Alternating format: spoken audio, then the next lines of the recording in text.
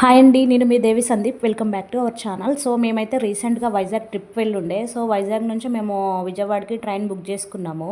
So ఇంకా మాకు full ఆకలేస్తుందని చెప్పేసి హోటల్స్ చూస్తుంటే మాకు విజయవాడ బస్ స్టాండ్లో షిరిడి క్యాంటీన్ అని చెప్పేసి చూసాము. ఇదైతే చాలా బాగుంది, చాలా హైజీనిక్గా ఉంది. నెక్స్ట్ వచ్చేసి ఫుడ్ కూడా వెజ్ విషయానికి వస్తే వెజ్ ప్రియులు అయితే చాలా మంచిగా తినొచ్చు అనమాట.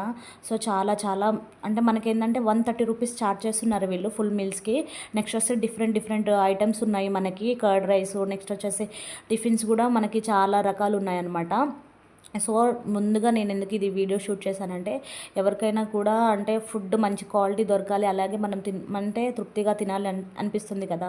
సో జర్నీ టైంలో ఏంటంటే మనము ఇలాంటి అంటే నార్మల్ ఇంటి భోజనం లాంటిది తినాలి అనుకుంటే ఖచ్చితంగా ఈ క్యాంటీన్కి వెళ్ళండి.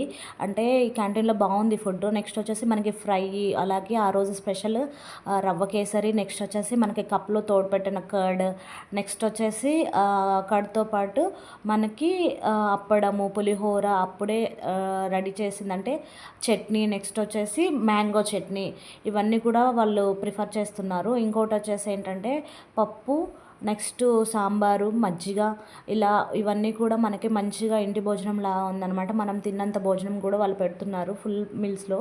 సో మీకు ఎవరైనా ఇంట్రెస్ట్ ఉన్న వాళ్ళైతే డెఫినెట్గా విజయవాడ వెళ్తే ఈ క్యాంటీన్కి వెళ్ళండి, మంచిగా ఉంది. నెక్స్ట్ వచ్చేసి ఇంకో విషయం ఏంటంటే అవును, ఇంతకీ ఎంతమంది ఈ క్యాంటీన్లో భోజనం చేశారు?